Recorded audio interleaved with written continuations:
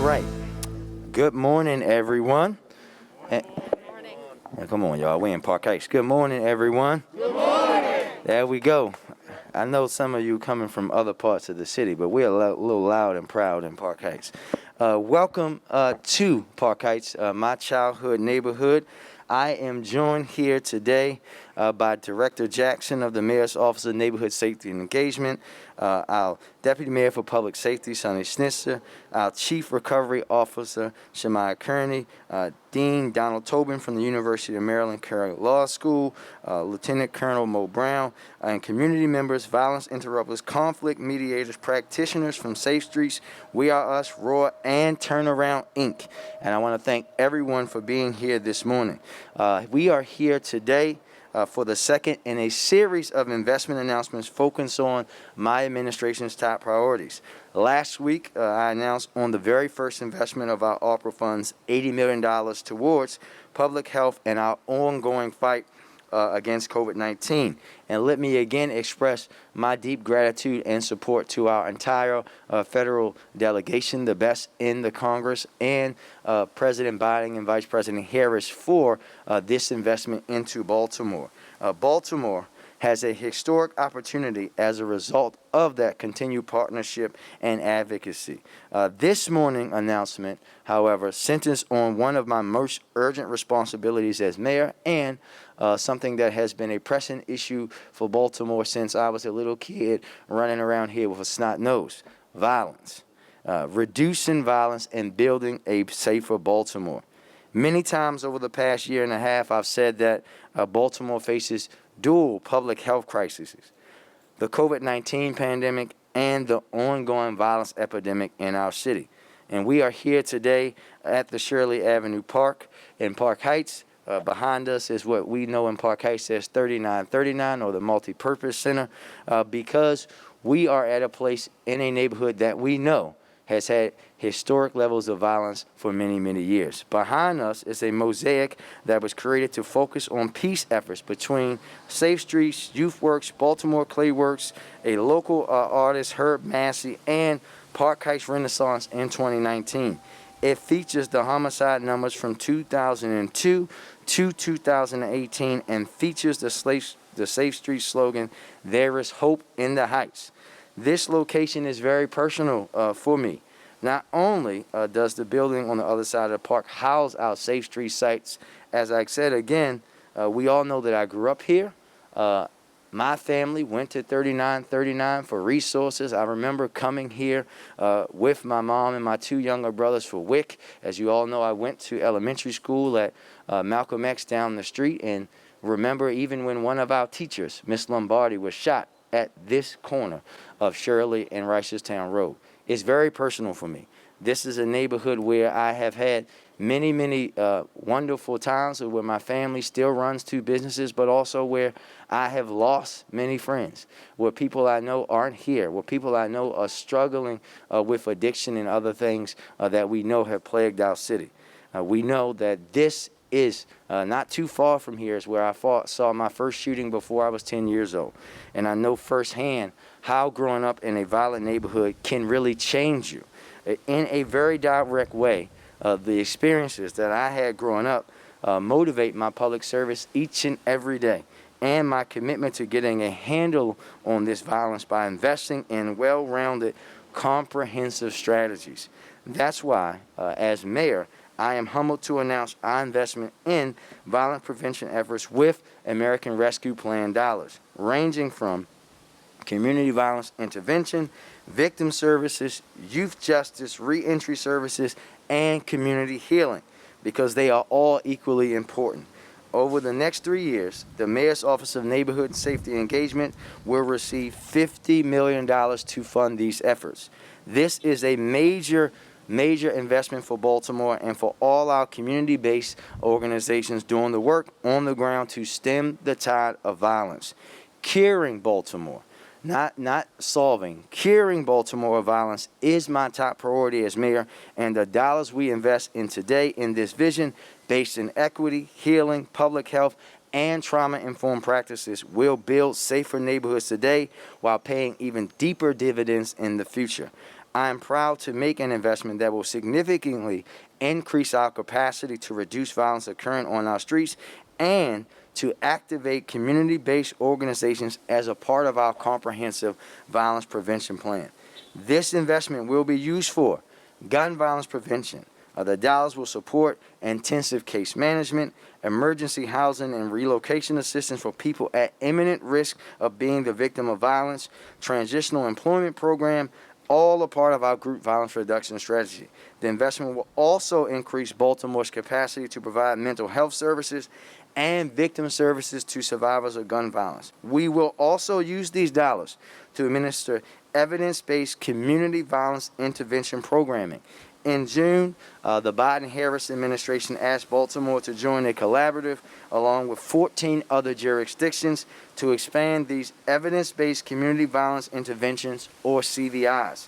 Through this work, we will grow Baltimore's on-the-ground capacity to directly intervene in conflicts and disputes before they escalate to violence. MONSE will administer more than 30 grants and contracts to community-based organizations to administer these CVI-based programming. CVIs are effective because they utilize credible messengers to directly resolve conflicts, intervene before violence occurs, and connect people to needed resources. It's not just about stopping that one incident. It's about getting those folks the help that they need. ARPA dollars will also be allocated for grants and contracts for community-based organizations associated with the Coordinated Neighborhood Stabilization Response effort. This effort joins multidisciplinary and community partners to provide interagency coordinated responses to traumatic neighborhood events such as major law enforcement takedowns, police-involved shootings, and acts of violence. This investment will also support the creation of neighborhood policing plans.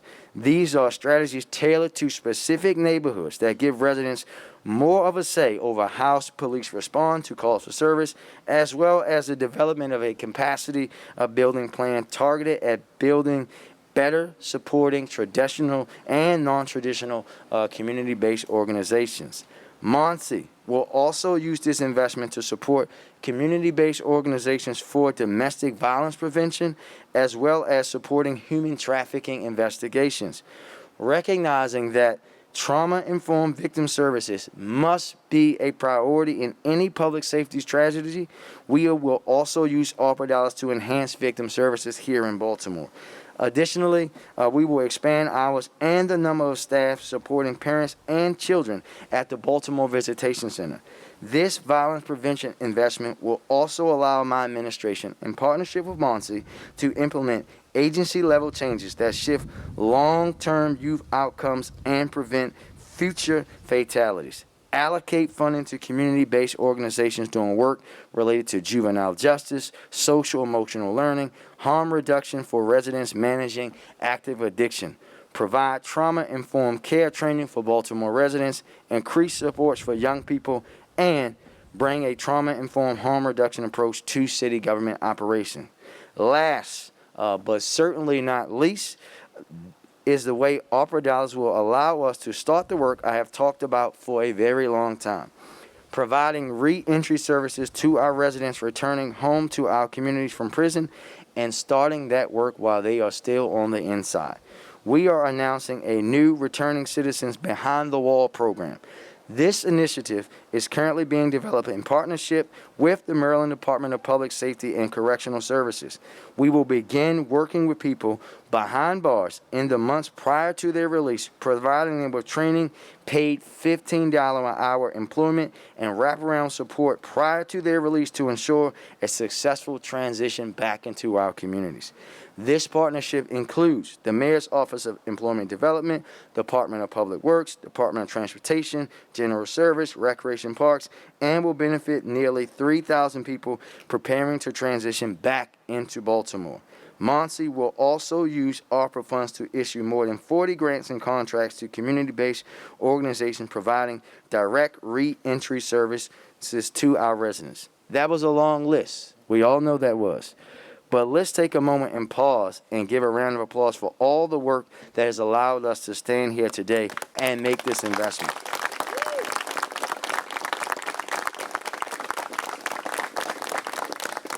because this is about expanding the great work that the organizations you see represented today and those who are not here today have already started and been doing for many years in Baltimore. This is us finally saying, we see your work, we know it works, we're going to help you have an even deeper impact in our city.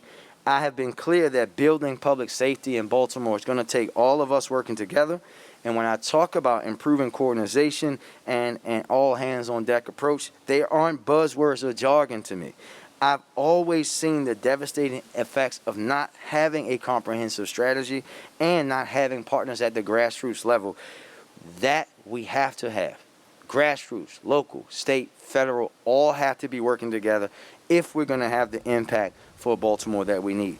This allocation is about investing in our people, investing in neighborhoods in the Black Butterfly that have borne the brunt of this violence. There's no mistaking that for far too long, and in evidence-based strategies that work. That's how we're going to do it. And before we hear from Director Jackson about what this investment will mean on the ground, I'd like to turn it over to our Chief Recovery Officer for remarks. Ma'am?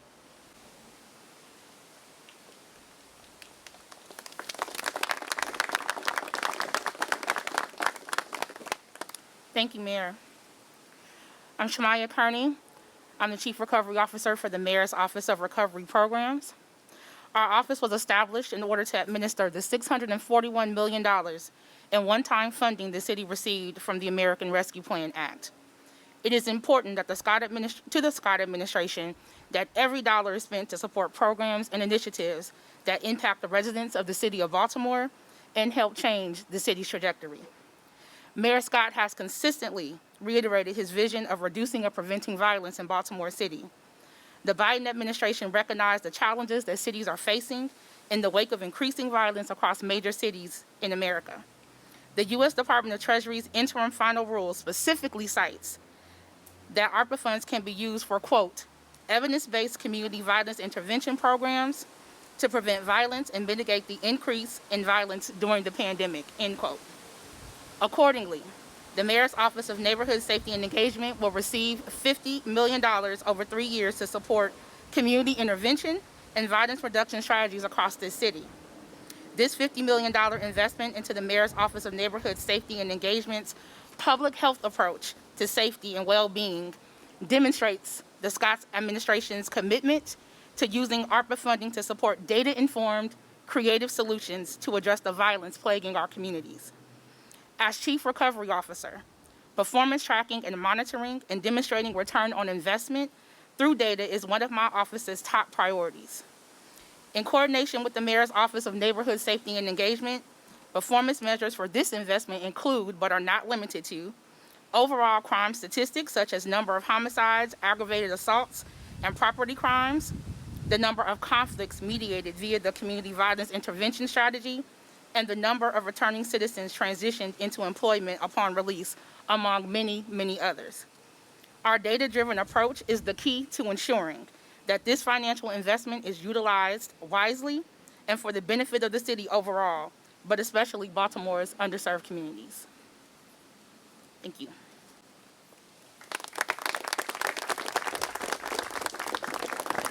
Thank you much, Shamaya. We appreciate the emphasis that you and your team have put on building a transparent and accountable process rooted in equity and benefiting our residents and communities, especially those that have been left behind as we go through the process of administering these funds. Now I'd like to bring up Director Shante Jackson of the Mayor's Office of Neighborhood Safety and Engagement. Director?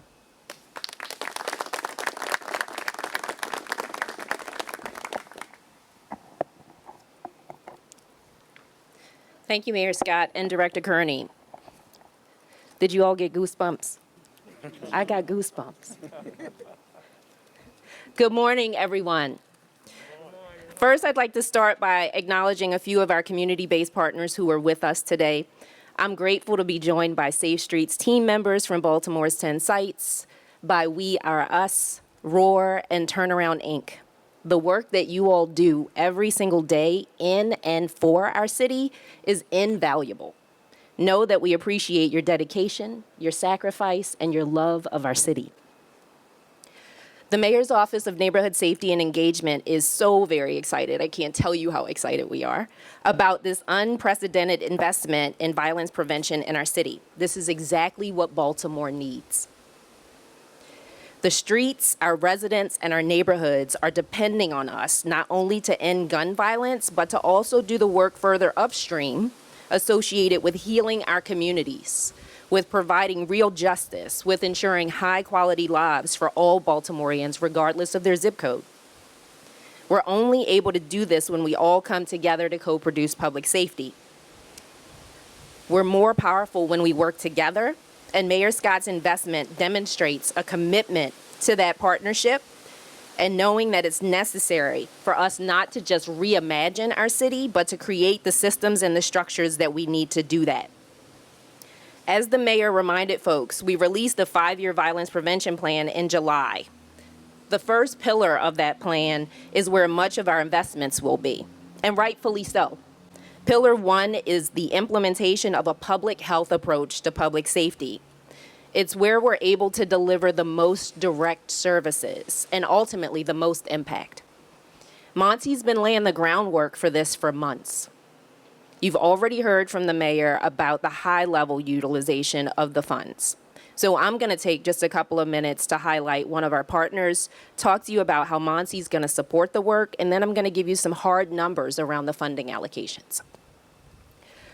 The Rebuild, Overcome, and Rise, or ROAR, with the Center of the University of Maryland, Baltimore, is a one-stop shop in Baltimore City where survivors of crime can access a full range of wraparound legal support services, nurse care management, and mental health services in one place, which research has shown provides the best outcomes for survivors who are often managing a myriad and a complexity of needs. We're lucky to have ROAR here in Baltimore, and ROAR provides 2 vital services, especially useful to those in the city who've lived through the agony of being shot and who often need a lot of support in the aftermath of that shooting. Those services are unique to the entire country. 1, they provide the same direct services, legal, case management, therapy, and nurse care management that they provide to other survivors of violent crime, because they see what many people miss, that people who have been shot have suffered a grievous harm, that they are victims and that they need to be given the same support and compassion that's offered to victims of other types of crime. And 2, they provide nurse care management that is not only connected to a medical facility. In other words, their nurse helps anyone connect to and manage their health care needs. Many medical facilities have this service for patients who are being cared within their facilities, but ROAR is unique because they provide it to anyone who hasn't yet connected to care or who hasn't found a care provider. This has been a vital resource for some of the same survivors of non-fatal gunshots and for survivors of many types of violence. Not too long ago, there was a 23-year-old black man that came to ROAR. He had been discharged from the hospital 10 months before coming to them, and he was a gunshot victim. Due to the extent of his injuries, he was wearing a coloscopy bag. Most of his pressing issues he didn't know how to get help with, and he knew that he needed to get a new ostomy bag, but he was embarrassed to leave his house because of the smell. He'd also become very depressed due to his injuries, not feeling comfortable and not being able to earn money. ROAR's nurse was able to help him reconnect to care, and they stayed with him through the many months associated with getting surgery to reverse the colostomy. At the same time, ROAR's therapist was helping him recover from the trauma of being shot and finding ways to manage his depression. ROAR's case manager helped him connect to a job training program, and now he's able to start. Their attorney assisted him and his mother, with whom he now lives, to get in-home assistance with a housing transfer. These are the critical supports that are required to ensure that survivors of gun violence survive. Needless to say, Baltimore's Black Butterfly is wrought with violence and the environmental conditions that contribute to violence. This $50 million investment gives access to resources that Baltimore's never had before. Specifically, gun violence victims will have the opportunity to no longer be seen as the causes of their plight, but as survivors who deserve wraparound supports to sustain their lives in the short term and in the long term.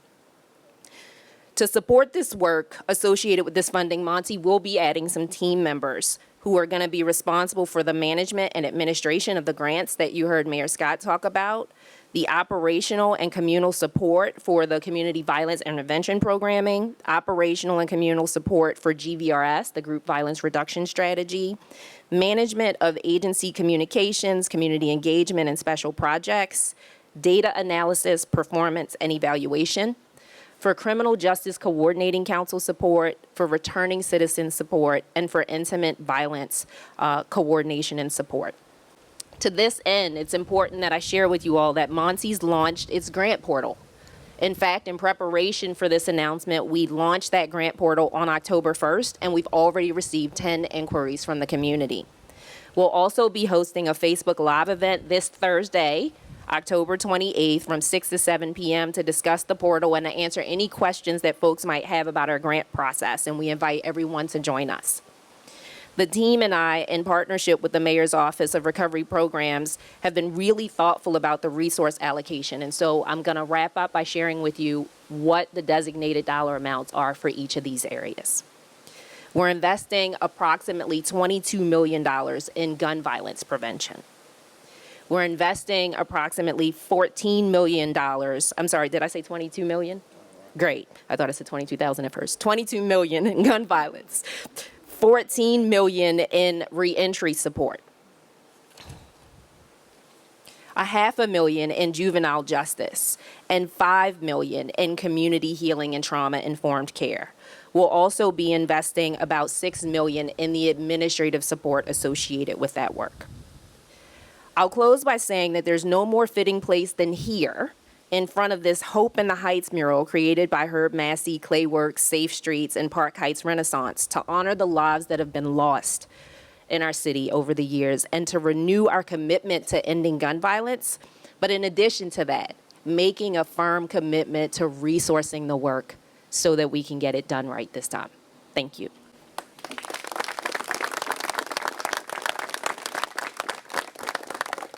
Thank you, Director. When I established Monty at the start of the term in December, I was clear that this office would coordinate violence, agencies around violence and organization in the fight against violence while ensuring accountability in our strategy, and that's exactly what they have been doing. I deeply appreciate the work, Director, from you and every single member of the Monty team. It's not easy to build a new way of doing things, and we know it's not easy in Baltimore to do that. And your hard work and dedication does not go unnoticed by me. We will now open up to a few questions about today's announcement. First, Mackenzie. Good morning, Mr. Mayor. Hey, hold on, Mackenzie. You're a little low. Hold on. I got you. Go ahead. Is that better? Yeah, it was on this end. You're good. Okay, I can speak up too. There are a lot of questions here. First of all, can you explain who's making these decisions when it comes to the allocation or the dollar amount for the various agencies? Last week we heard $80 million for the health department. Today it's $50 million for these community-based violence programs. Who's making that decision, and who's going to make sure that the oversight is there, that the spending is done wisely? So I think that you guys may have missed this the last time, a few weeks ago. So this is literally the reason why we have the recovery office, because we know Baltimore has had a horrible history of dealing with federal dollars and not doing it the right way.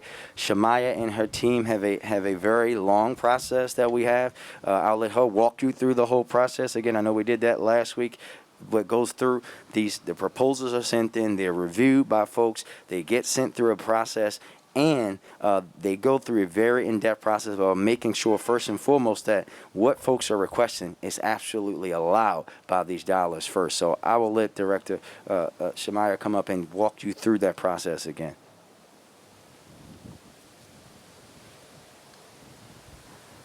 So the Scott administration is utilizing an application process. is using an application process for ARPA funding. It starts off with a proposal, which is generally a high-level idea that an agency will bring to us and let us know what they would like to do with ARPA funding. We go through an eligibility review where we look at the proposal in consultation with the agency as well as in comparing with the law to make sure that it's an eligible use. After that time, the proposal is then sent to our review team. Our review team is a 7-member team which scores against 7 criteria, which is included on our website. There are 7 different facets, and you can look that up on our website for additional information. But after that review process is either declined, it's approved, or we may ask an agency for additional information to help clarify their ideas and to understand budget. At that time, before we move to the formal application phase, we then work with an agency to, again, get under the hood and behind the curtain and ask a lot of questions about the allocations for each line item. We look at past contracts, we look at prior grant agreements, we look at a host of data and information to help inform what we think makes sense in terms of the budget allocations for each line item. After that point, we then come to the mayor after we've had agreement with the agency, and then we make a recommendation around funding based on the information that we've identified with the agency. How do you hold those agencies accountable? We hold them accountable by, one, they have a team of folks that will be monitoring the spending, monitoring how it's happening, monitoring, making sure that every dollar is being spent in an appropriate way. Again, you heard Director Jackson talk about for her portion how there are going to be accountability measures based off the metrics that we've set. This is a new process this is the first time the federal government has actually done something like this. But we're going to be making sure that we're holding them accountable for the money, but also for the impact. Both of them. The Chief Recovery Officer, Monsi, everyone will be held accountable. And I think, Mackenzie, it's important to know that this is why we're doing it this way. We're doing it this way so that we're doing it the right way. Not the fast way, not the popular way, but doing what Baltimore hasn't done before, especially when it comes to federal dollars, and making sure that we cross all our T's and dot all our I's. One Next last question. Yeah, you're good. Looking at BPD's investment, we're not hearing anything about BPD recruitment. We know the police department is short officers. We just heard the consent decree monitoring team say last week that it'll be difficult for the city to emerge if the staffing is not boosted. Why not use some of this federal money to help with recruitment and retention for officers? So I think we have to understand, I guess, also, you guys missed yesterday where we started a new academy class and we graduated one on Friday. The police department has a very robust budget, over $500 million, right? We have a very robust recruitment program. They have a fabulous program that we just approved more money for BPD recruitment efforts at the Board of Estimates a few weeks ago. We're going to continue to fund that. We're going to continue to push that. We're also going to continue to adhere to the consent decree, but it's also, Mackenzie, we're going to be going through other processes. You've heard me talk about ad nauseum that we continue to overburdening our police officers with things that they shouldn't be responding to, right? We know that Judge Berdar agrees with that. It's in the consent decree that we have to alleviate a call burden off our patrol officers so that they can have time to focus on what they're supposed to do. That also will help with staffing. It's also about the time that they have to be out actually building those relationships with people, focusing on the things that we need them to do, and working through all of this together will help that as well. Thank you. Thank you, ma'am. Next question. Anybody else? Hold on. Emily's coming. She had a walk. Good morning, everyone. Good morning. I have a quick question about some of the performance metrics that Director Kearney mentioned. You mentioned 2 of them include the number of conflicts mediated and then the number of returning citizens who get connected to jobs. Do you know approximately what those numbers are now and where you hope the $50 million can bring them? Yeah, Director, I'll turn that over. Could you hear her? I think so. I'll repeat it. She wants to know if we know how many conflicts get mediated now and how many folks get assistance in returning, which I think we have an answer for one of them at least. And then also where you hope those numbers will be by the time the $50 million is spent.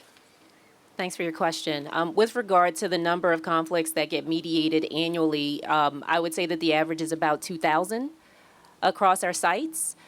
We have not determined what the projected numbers will be, given the mayor's charge that we expand community violence intervention work from 10 sites to 30 contracts. That is something that we'll be working very closely with Director Kearney's office to establish. With regard to folks who are returning citizens who are directly connected to employment through our office, the number's 0.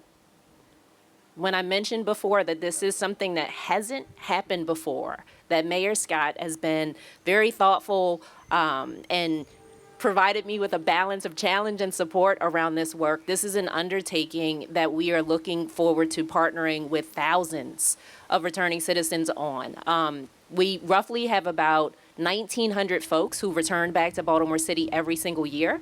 And the contract that we're negotiating with DPSCS will allow us to have pre-employment behind the wall for close to 3,000 of those individuals. Thank you. You're welcome.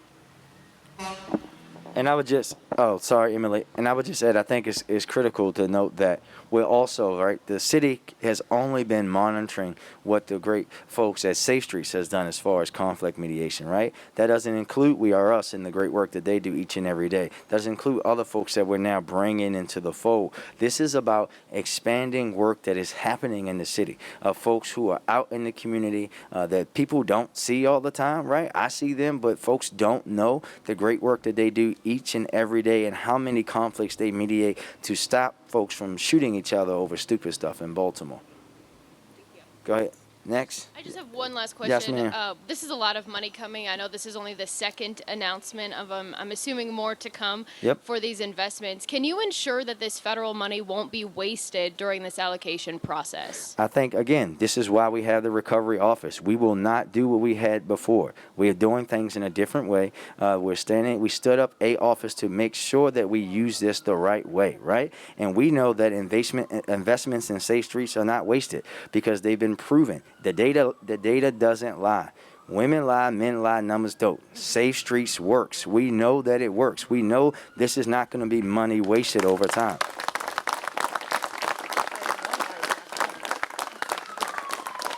Anybody else? Thank you, everybody.